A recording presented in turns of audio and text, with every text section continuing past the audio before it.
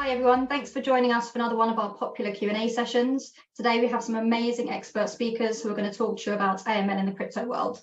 As usual, we've only got 1 hour, so I'm going to hand straight over to our moderator, Justin, to get things going, and we hope you enjoy it. Over to you, Justin. Great. Thank you, Amy, so much. I want to welcome everybody for joining. You're definitely going to see some special programming for the next hour. As Amy mentioned, we have some incredible guests with us today. With today's session, we're going to focus obviously on anti-money laundering in crypto, but money laundering in general as well. There's a lot of topics that we're going to discuss. And please, during the session, if you have any questions or comments at all, put them on the chat box, and we'll do our best to get to each and every one of them.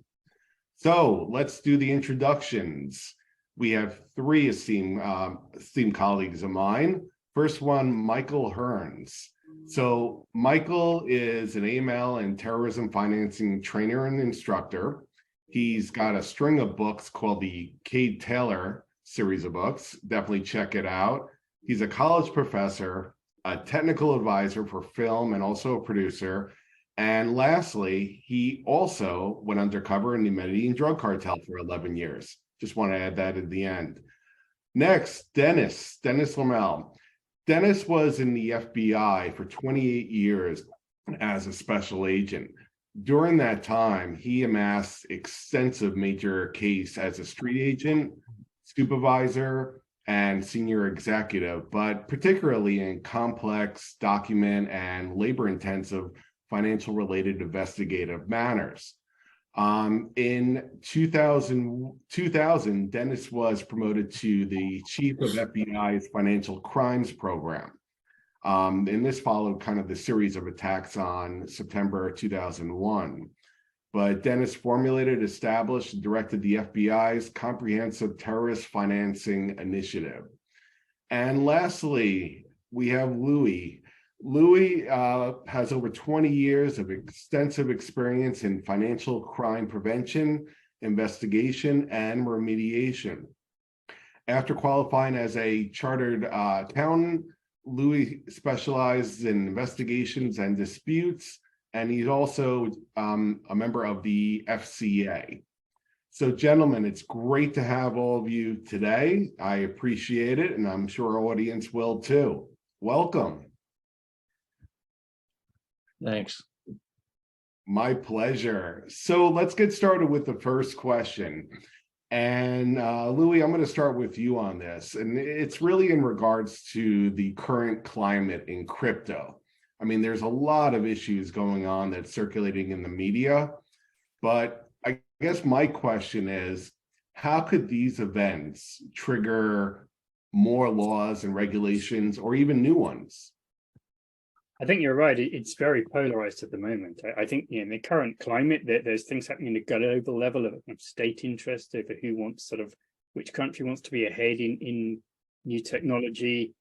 Recent events with the arrest of the Terra Labs founder, different regulators, even in the US, with different agendas.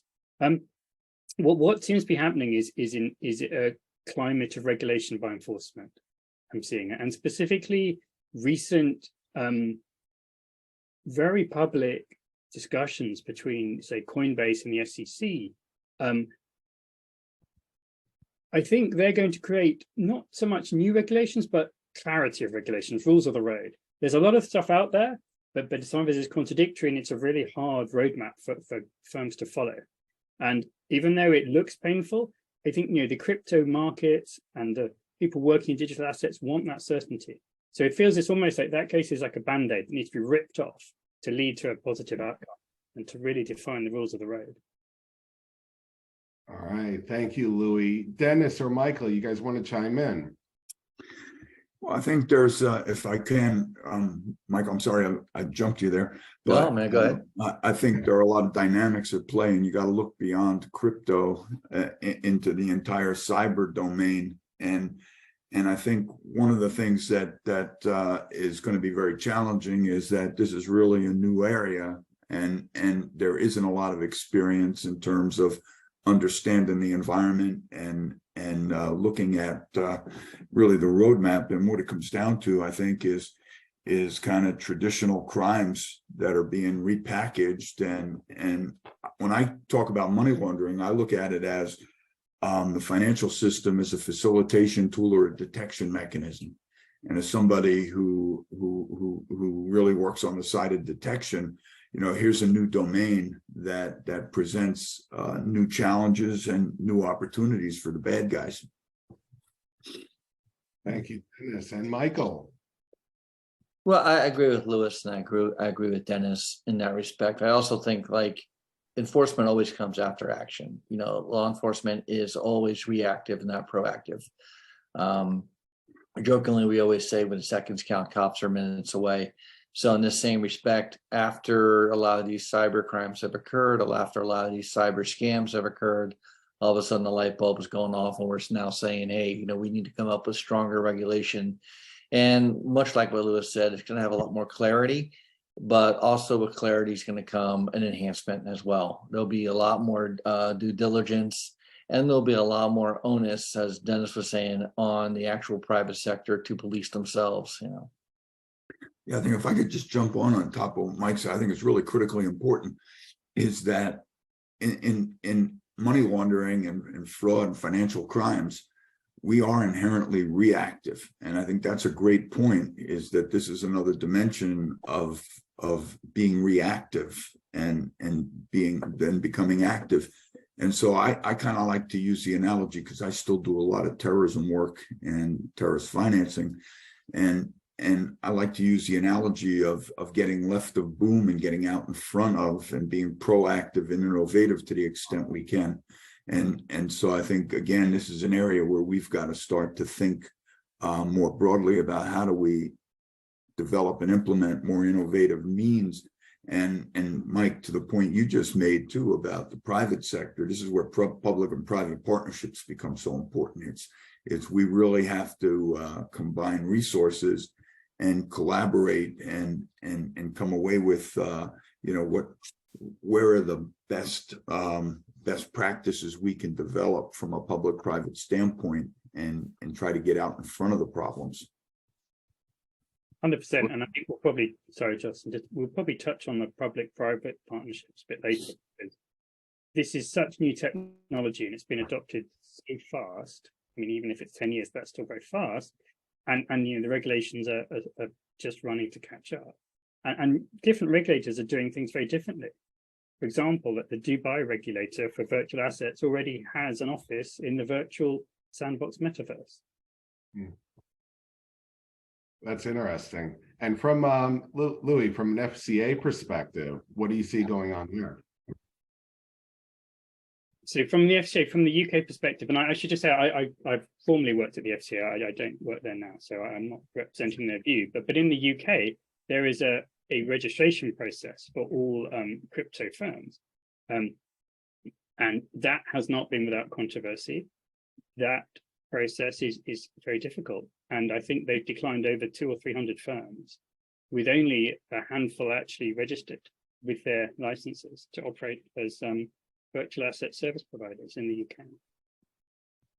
Great, thank you, gentlemen. That was love the answers. So changing gears a little bit, and Dennis, I'm going to start with you on this one. What are your thoughts about law enforcement and the criminal side of things? I know you mentioned a little bit, but if you want to expand on that, that would be great. Yeah, I think I can speak mostly to the federal side on law enforcement, and I know that the FBI, the IRS, Secret Service, Homeland Security have put considerable resources into developing crypto capabilities, and certainly they start out like with the FBI. They have a cyber division now, and Secret Service for a long time has had a special unit that deals in crypto and things. So they've got to look at it very broadly. I think the FBI has the broadest mandate. And so they look at these problems from a national security perspective, from a broad criminal perspective, and then drilling down to where crypto becomes an element here is the financial crimes and fraud perspective. And so I think that they have a lot of specialized capabilities. They've really developed a lot of good capabilities and inroads in cases, but they also have the challenge, the resourcing challenge, which we talked about a bit. And they develop special training and special programs for agents and all of these agencies. And that makes them a lot more attractive than to the public sector and the private sector. And so the private sector starts to cherry pick some of the more experienced resources. So that capacity challenge for law enforcement becomes more challenging. But I think though that they do have good resources, and it's part of the problem is too is the speed with which this is all emerged and developed and evolved, and it's the ability to develop those proactive techniques and to develop some experience, and particularly from a prosecutive standpoint, to get some precedent in prosecutions in these cases. So, for instance, one thing that and we didn't talk about this when we talked before is the FBI and the private sector have a internet crime complaint center. So anybody who becomes a victim in some of these scams, and particularly if it's the business email compromise, where you find yourself losing a tremendous amount of money through wire transfers or something, there's a potential that if you act quickly enough, that they can freeze those assets and claw them back and recover them. And so, from a victim standpoint, that becomes important. And it's a matter of understanding this whole issue and this whole domain. That's interesting. Have you, I don't know if you've kept in touch with the stats, but have the crypto submissions risen in the last couple of years? Oh, they creep up. Yes, they're definitely. You're seeing more and more of that. And I think what the FBI's done that's been interesting is, you look at these agencies, and to a large degree, they're major bureaucracies. So changing investigative programs and direction, they're not as nimble as the bad guys are. The bad guys are very nimble, and they're out there, and there's no boundaries. So they can exploit the international nature of this whole domain, so to speak. And law enforcement doesn't have that. But one of the things the FBI has done is they've started a fusion center for crypto between the criminal division, particularly financial crimes, and with the national security side and intelligence, and more of the the more cyber threats that are of big concern. But I know we want to focus more here in our discussion on the crypto side. All right, thank you, Dennis. Michael.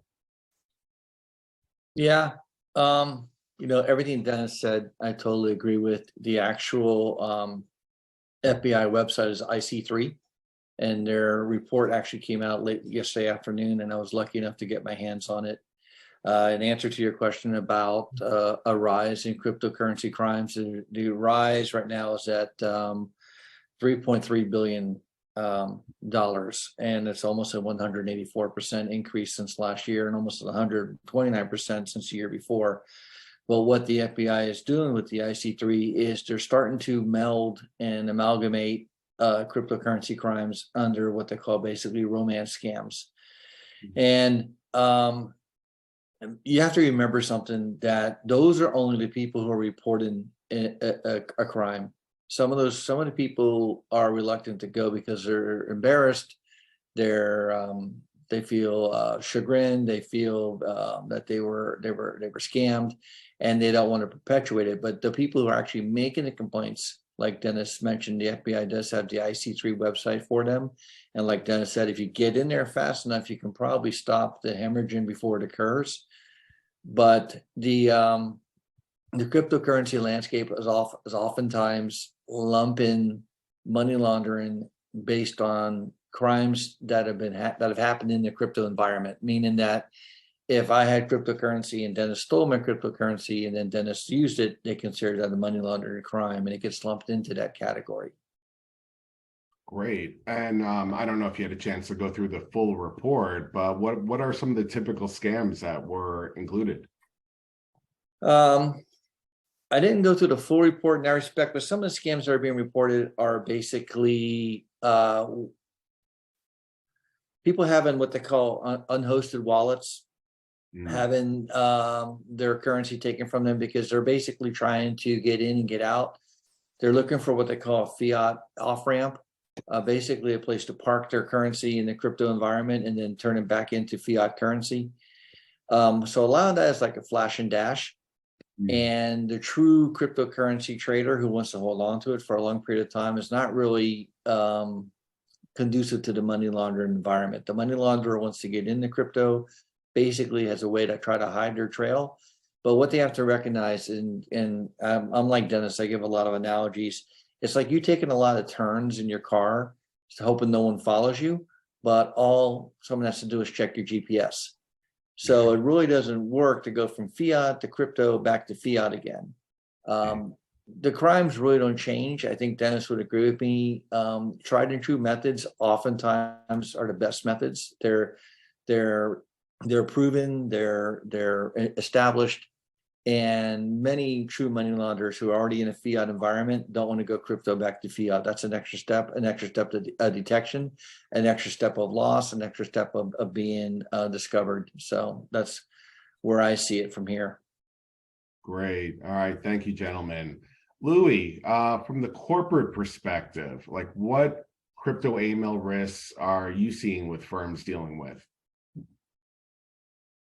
Just before I go to that, let me just, I think you guys would agree, I think there's been some really big FBI seizures last year, I think, and that's kind of very positive. I think we saw over 3 billion seized by the FBI from dark market Silk Road.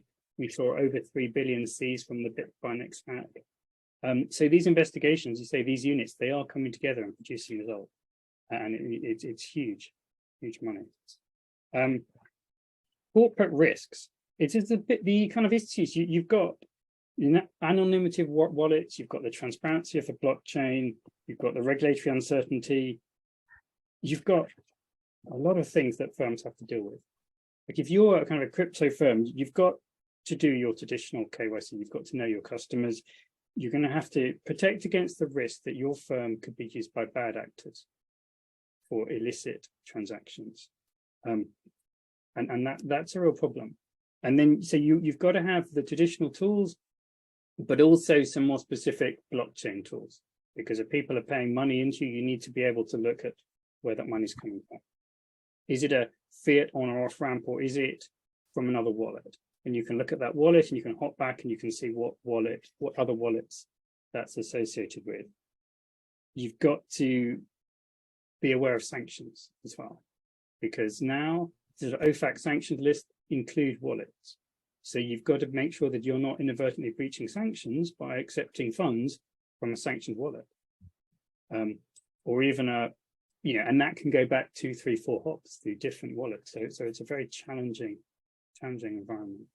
And if you're a bank, I think we might talk about banks later, but then you've got to work out what your client touch points with cryptocurrency are. Got it. So from the, I guess, KYC and monitoring perspective, where do you think are more of the, I guess, red flags or issues? Is it really at the onboarding stage or is it the monitoring phase? I think it's equal to both. It's at the onboarding stage, it's knowing who your customers are, and then it's also creating a pattern of their expected transactions. So understanding their profile and getting their risk profile right. And then you can see, as you do your ongoing monitoring, it's much like in a traditional environment. You can see, well, what are their transaction patterns? Are there loads in a short time? Is there nothing and then a burst of activity? Is there a huge amount of money paid in now? And then it stays quiet and then it'll go out in one run. And added to that, you've got the extra kind of the SEC, not the FTC, it was the New York regulator, made clear in the Coinbase fine that they expect crypto firms to use new technologies, such as look at IP addresses. So, for example, you might have an expected IP address for your customer, but you'll be expected to monitor where your customer logs in from. Is it a different country? Is it Russia, for example? There are many layers that we have to look at. Very cool. All right. So For those of you out there, if you have any questions, comments, again, please post them on the chat box, and we're monitoring that every minute. So please submit whatever you wish to ask our panelists. Okay, moving on. This is to me at least personally, this is the most interesting part. And I guess in general terms, not revealing anything confidential, give an example of an investigation and, how you went about investigating and, the tools that you used as well. And Michael, I'm going to start with you this time. Okay. I once had a case involving a Taiwanese national who had gone to the closing of a warehouse in Miami, Florida, with 840 money orders to try to buy a $2.5 million warehouse. And so the informant in the case came to me and said, listen, obviously this is not going to work. The bank backed away from the closing and said, get your finances in order and let's come back in 10 days and we'll try this again. The bank didn't just walk away and say, no, I know you're a money launderer. They basically said, just make it cleaner and come back later. So literally from the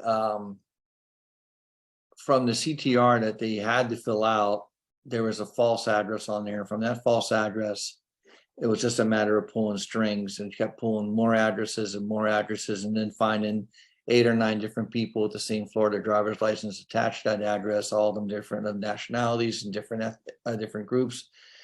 The case went all over Pennsylvania, out to Malibu in California. I tracked this guy all over the country, made a great case against him. And then before we were able to make the arrest, he got murdered in Texas. Wow, that's quite interesting. Is this part of your Cade Taylor series too? No, but what this is definitely a tale that, people in this country and all countries die for a lot less money. And when you get into the money laundering world, people oftentimes think it's very genteel and it's very passive, and it's not. This is currency. This is the end result. This is why all of the drugs were sold. This is why all the extortion occurred, all the bribery occurred, all the whatever crime it was that generated this income. This is the end result. And when that becomes at risk, then the people who are in that business become at risk. Cool. Thank you. Dennis. Well, certainly, from a case investigative standpoint, like in Michael's case, we were dealing in our day. There wasn't crypto, so we were dealing with a lot of cases. But just like that, when you got to look at to what extent are you dealing with individuals? Are you dealing with groups of individuals who are conspiring? Are you dealing with transnational criminal organizations? And I'll look at a couple of examples for you. There's if you look at from a terrorist standpoint, the Lebanese Canadian bank case, that was an incredible case because you had, and this wasn't a case that I necessarily worked, but it was out there. DEA led this and it was for over many years. And I think the point here about a case like this, there are a number of takeaways from this. And in today's environment with crypto, if you compound the money laundering and what you're doing here is basically you're exchanging value. It's value transfer. And in this particular case, you had the worst of all worlds in the sense that you had a transnational criminal organization, the Juma family, and they operated from Lebanon. They got involved in a global drug trafficking business, and they were dealing with this Zetas cartel in Mexico. And Hezbollah, in my view, Hezbollah is probably the most proficient transnational criminal organization in the world, in addition to be a terrorist group, because they have the best infrastructure. They have an incredible infrastructure. So by virtue of that infrastructure, it facilitated the channels to move the drugs and everything else. And plus, they provide security. And one of the mechanisms that they used in this particular case was used cars, the purchase of used cars from the United States. So there were like 3 or 4 different money schemes. But this is it demonstrates the nexus between terrorist groups and criminal organizations. It demonstrates that we're only as strong as our weakest link from the financial system, because they were laundering. And Mike, you would know from your undercover experience with the drug cartels, when they find that vulnerable spot and the on-ramp to correspondent banking, they can get into the entire global financial system. And that's what they did here, because they were laundering hundreds of millions of dollars through this whole process. And so, now you overlay that with the emergence of cryptocurrency, right? And from a hypothetical standpoint, I could see where they could use and convert some of the fiat currency into crypto through different domains, and use that to further perpetrate what they were doing, and exploiting the financial system the way they did. And to me, that's a combination of pretty scary factors. And at the end of the day, that requires a lot of interagency cooperation. That requires cooperation with the private sector, with the banks, and reporting suspicious activity. This is where reporting suspicious activity becomes so important, because that brings in a whole nother dimension for us to track. From my standpoint as a financial investigator, I love cases like this because there's a tremendous track. In fact, I have a case study I use quite a bit, and I can show you 3 different separate financial flows in that particular investigation.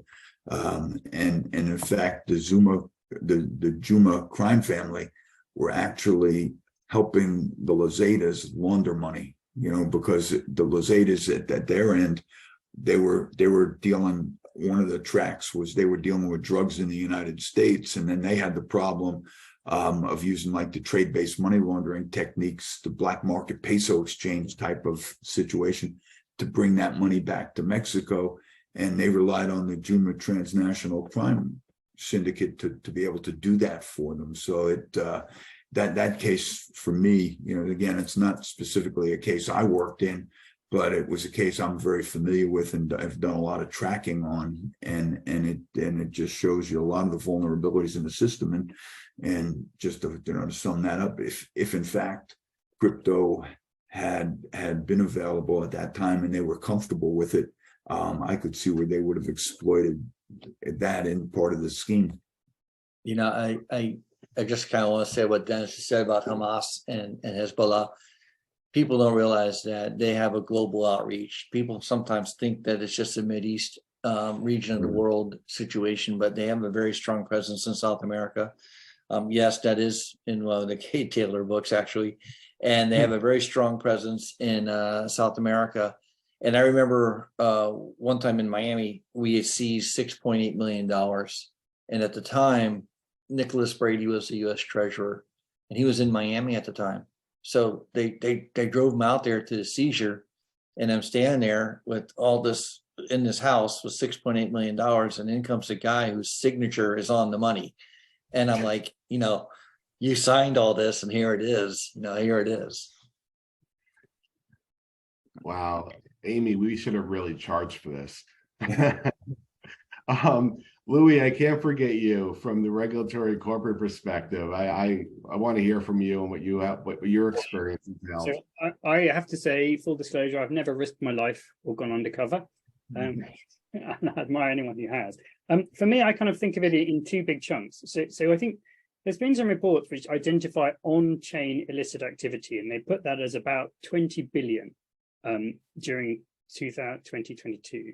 And that's kind of ransomware, stolen funds, terror finance, cybercrime, fraud, darknet markets, all through wallets that have kind of been associated with illicit activity just on the blockchain. And that's, you can see that. But that 20 billion doesn't include the predicate offences or money from drug trafficking or money laundering that may then be put in to digital assets. And when you're kind of looking at the sort of on-chain assets, there is a new phenomenon of transparency. You can see these things. You can see money, you can trace it flowing between wallets. and you can see it go to a wallet address, but you just may not know where in the world that wallet is, or who owns it, or who has the keys. And one investigation I was really fascinated by was last year. There was a hack on it was on Rolling Bridge, and it was 600 million was taken, and it was taken just by keys which were stolen by social engineering fraud. But what was really interesting was that it was made public, and then on LinkedIn and various bits of crypto Twitter, people were watching the wallet, the one the funds went to, and it was all being posted publicly. So you could see 600 million parked in a wallet, and everyone's kind of waiting for it to move. Whilst I suppose the FBI were investigating, that wasn't in the public domain. And there you did have a good example of a public-private partnership, because it was private blockchain analytics firms were sharing their data. And I think to date, that hack has been attributed to the Lazarus North Korean state-sponsored hackers, and I think nearly 30 million has been recovered. But it was just fascinating to be able to watch, and terrifying. It's interesting. I mean, consumers have to really be careful with the wallets, right? You guys have any advice anyway on how to find the appropriate wallet that's safe and secure? Well, I think the appropriate wallet that's safe and secure, I think there are lots of on-chain analytic firms which can analyze wallets. But if you want a wallet, there's two types. You can use one that's on exchange, or you can use your own. And actually, I was going to talk about, it brings me on to education as well, in investigations. And for example, this little thing here is a ledger. And it looks just like a hard drive, but you can store all your crypto on it. So, and there have been cases of, investigations or search warrants where these things have been found, but not recognized as crypto ledgers. And things have been missed. But equally, with education, there have been cases where investigators have identified what these are, and may have also found a piece of paper with a 16-word seed phrase on it to open them. And so that goes back to Dennis's earlier point about training and specialized units to deal with them.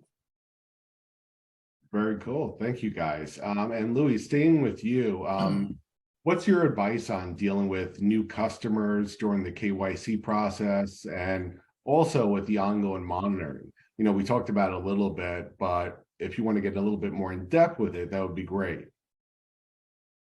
Sure. I mean, I guess new customers would, from a financial institution perspective, I guess most banks would split between retail, so your individual customers, and corporate, your companies. So with a individual customer, as a bank, it would come up at the KYC is identifying and also identifying the purpose of the account. You may even ask if they intend to invest, and then monitoring the account to see if there are inflows or outflows to crypto exchanges, because that's your on-off ramp. And banks take very different approaches to this. Some prohibit transactions to crypto exchanges. Some put a limit of a daily amount that you can take. And then some will allow exchanges to transfers to certain exchanges, but not others. And that's in transaction monitoring. Also, when you onboard, you need to understand the source of funds of a new client. For example, is there a disproportionate amount that is due to crypto? And a lot of, because this is so new, a lot of banks, if they ask a customer, what's your source of wealth? And the customer says, I was an early stage investor in crypto. The banks don't always know what to do with that. So I think it's a case of evolving and training to know how to say the follow-up questions. For example, what was the coin? Can we see your wallet? And then using specific blockchain tools to actually look at a wallet and verify these assets.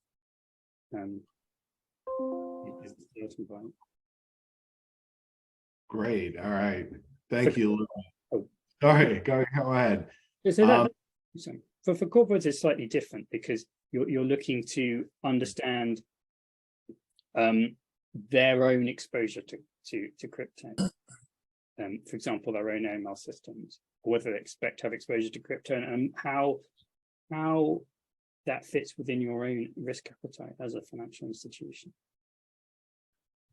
Great. Thank you very much, Louis. So, Michael, Dennis, I got a question for you. So in regards to investigations that you've been through, you've been around, what are like the biggest red flags that trigger those investigations? Well, I think that when I look at red flags are warning signs, and they're more generic. So what I like to try to do is to come up with actual schemes and look at translate those schemes to red flags. You can find, just taking a step back, there are lists of red flags in a lot of places. ACAMs, for instance, would have different red flags. You can go to the FFIEC examination manual. In the back of the manual, they have red flags for different crime problems. So part of the answer to your question is, what's the crime problem that you're dealing with? If it deals with crypto and everything, it's going to be around traditional crimes. Mike, you mentioned before the romance scams. You've got certainly elder frauds and things like that. So what are the schemes that are actually used in those? So if it's a financial institution, what are the touch points with the financial institution? I like when Louis was talking about you're doing your due diligence and everything. Well, what are the potential touch points with a financial institution? And then you go beyond the financial institutions to the private sector. What are the company touch points and things like that? So, part of it comes down to and especially for a money laundering aspect and a fraud aspect, how transparent is a situation? The less transparent, the more likely you're going to deal with fraud and money laundering. The more transparent, the more likely it's going to be more legitimate. Likewise, the reasonableness. What's the reasonableness of the scenario that you're dealing with? But in terms of developing, for me, when I develop and I work with financial institutions, or I work with other companies, and particularly like on foreign corruption matters, it's what I go out and one of the things I do is I get the FBI website. I go out there every day, and they have a listing of press releases on arrests or indictments or convictions, and oftentimes you can click through those press releases to indictment, the actual indictment, or criminal information, or a plea agreement, and behind that is going to be an affidavit, and that affidavit's going to have a statement of facts. And I use those all the time when I put together case studies and help financial institutions look at their rules, and their rules are going to be based on some of these scenarios.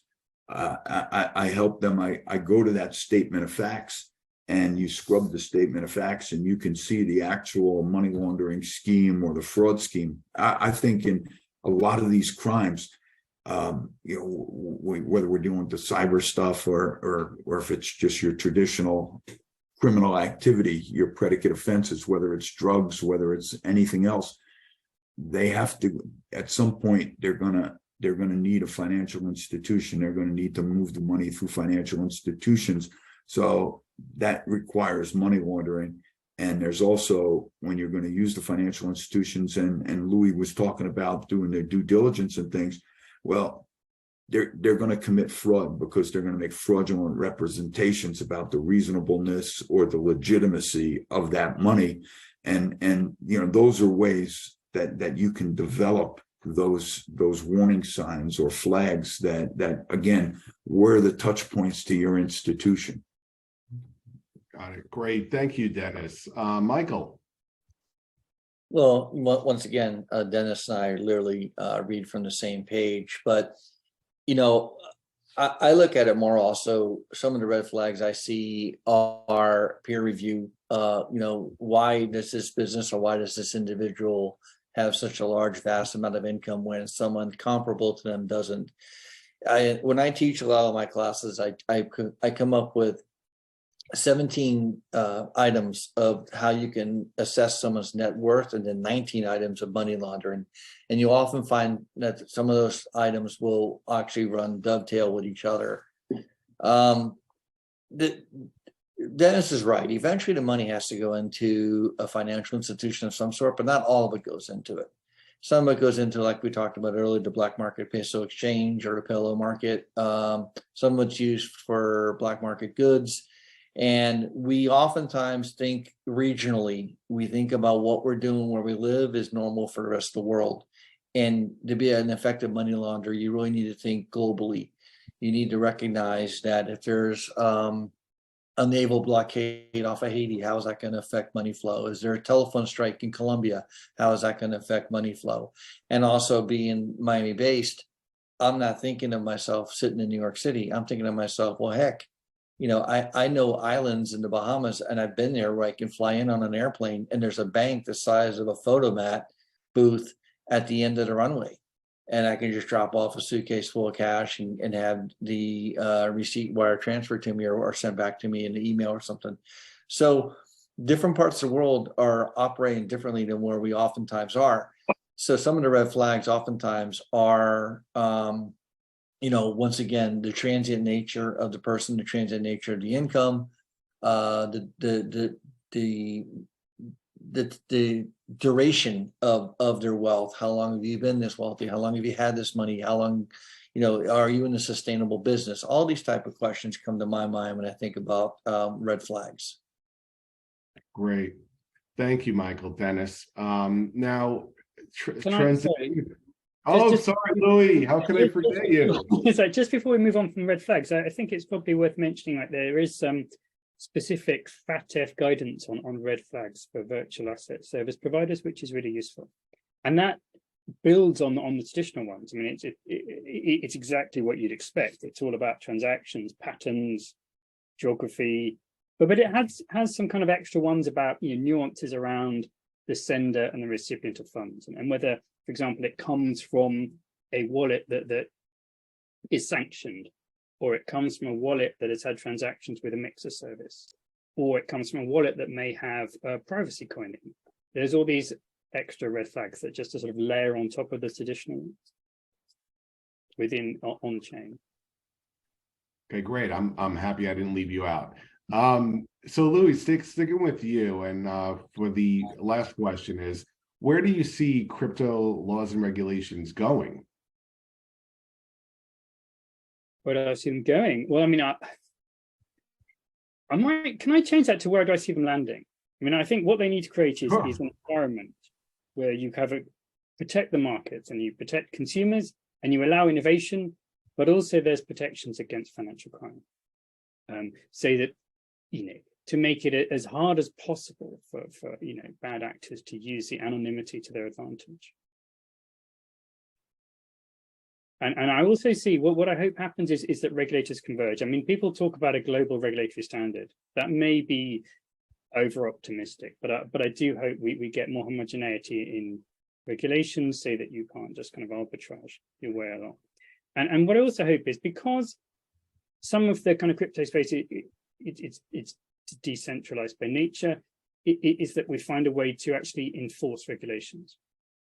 For example, right now, I think there's a crypto exchange in Russia which has been sanctioned by a FIAT. But it's not shut down, it's still using it. It's still in use because it's based in Russia. And anyone who interacts with it is breaching sanctions, but you can't just stop it working. The takedown is a lot harder. I think part of that also goes to establishing some sort of a deterrent. There has to be a deterrent, and that deterrent, there has to be consequences. And I think one of the things that you see in crimes like this is that we don't have the deterrence, and people don't look at or consider the consequences, or that the consequences apply to them.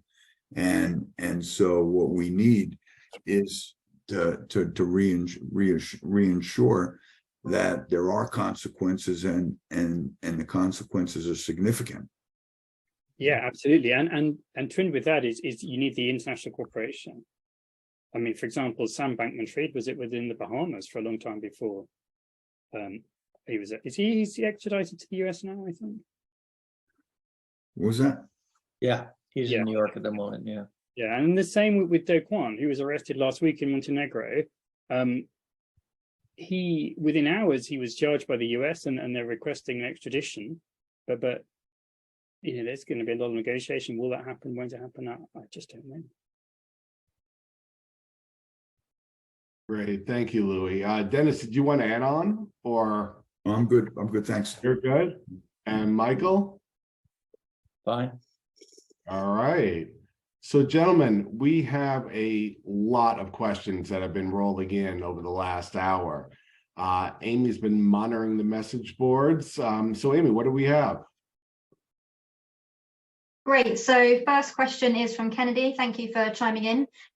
So the question is, changing from crypto to fiat and back may not be effective for criminals, but I believe they are making good use of several illegal mixers to conceal the identity / source of their funds. Example is the Lazarus brother from North Korea and Tornado. Why was it difficult to trace all the stolen assets? Well, I think the mixers do exactly what they sound like. They basically the coins from different wallets go into the mixer, and then when they come out, they're you cannot see which wallets they came from. It's a way of cleaning them. It's commingling assets, basically. Yes. And you're basically, you yourself are controlling the mix, but law enforcement now has to have 4, 5, 6 different arms to chase that mix down. And so there's a bureaucracy with law enforcement. You know, people don't work 24 hours, 7 days a week. There's time off, people get sick, people get transferred. So there's all types of hindrances in law enforcement. Law enforcement is usually a couple steps behind the criminal at every type of criminal. So when someone does activity like that, it's very difficult for law enforcement or regulators to keep up with the changes because they're in a very fluid environment, whereas we're in a very rigid environment.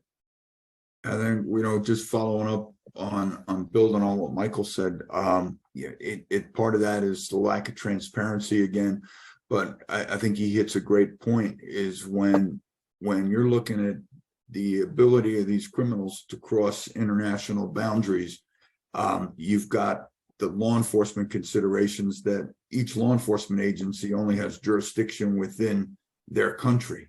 And so if I wanted to do an extraterritorial investigation, I've got to get host country clearance to do that. And I've got to work with my counterparts in those other countries. And then to the point Michael was making, it's, do I have the capacity to do that? Do I have the expertise to do that? So it goes back to where we started about the inherent reactive nature of these crime problems. And also, if you do track down the funds, you may track down a wallet. Then you've got the next problem is who owns the wallet? How do you get to it? How do you find the keys to it?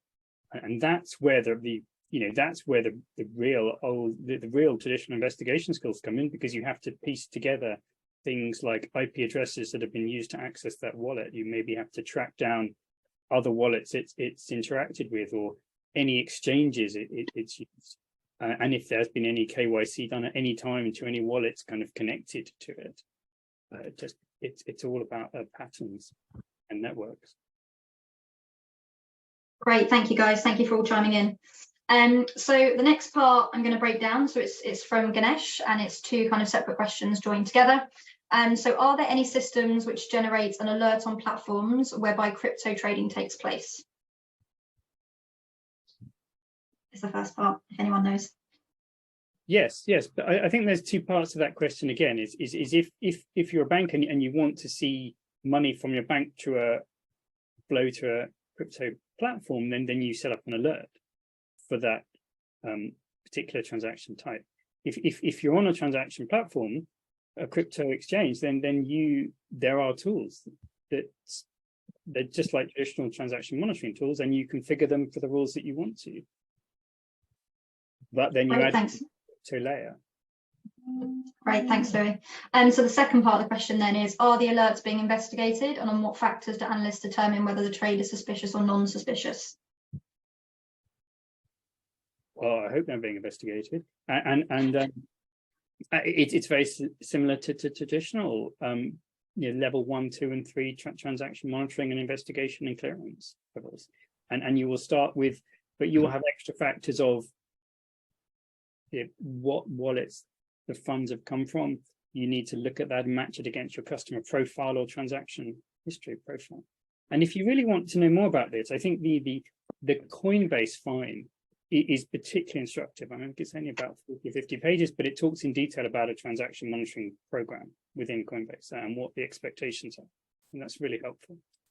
And then it's a matter also from a law enforcement perspective is, what's the source of information that comes into law enforcement? Is it in the form of reporting from a financial institution through suspicious activity reports? Is it some other mechanism that law enforcement is able to use and to predicate their investigations on? So there's got to be some sort of input to law enforcement.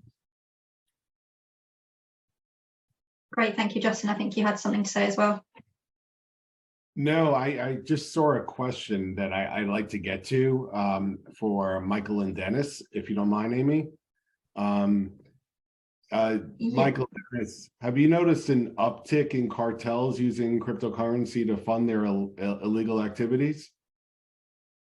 I wouldn't call it an uptick. What I would say basically is that they're going to use any avenue they can that works to their advantage. But you have to also recognize that traditionally, they're already dealing with two different types of currency, the dollar and the peso.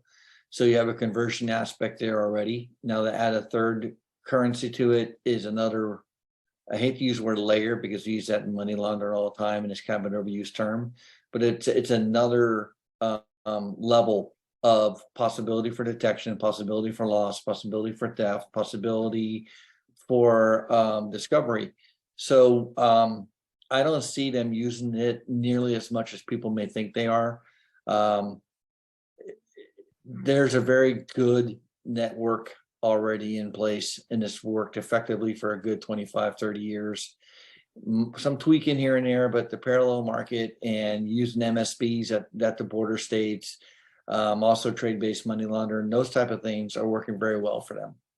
Yeah, I think it's more from an individual standpoint that individuals within the cartel may elect to do that more so. But I think that Michael made a great point. And I also think that part of it is if it's on an organizational level, the cartel itself, or if it's a terrorist organization, they need to have ready access to funds that they have to support their operations. They've got to. It's like a corporation, and you've got to have a business model. You have to have constant access to your funds. So to the extent that I think that there's a reluctance on some of these groups to want to use cryptocurrency because they're not as comfortable with the access and the conversion as quickly. And Michael, I think you hit the other point there is they want to avoid detection, and so I don't know that they're confident that there isn't tracking mechanisms there that law enforcement could easily follow. All right, guys, here's another really good question. It was mentioned that wallets are now sanctioned. How do you monitor that? Is it sanctioned under individuals' names and show on the SDN list? I'll take that one. Yes, it is. The SDN lists or they do have wallet addresses, and I think up to about 2020, these were mainly individuals, but now they're trending more towards actual entities' addresses. And then you can monitor, you can specifically monitor against those wallets. All right, great. The next one, what do you think about the possible solutions to challenges in monitoring money laundering cases in crypto market in emerging economy and low infrastructure countries in Africa?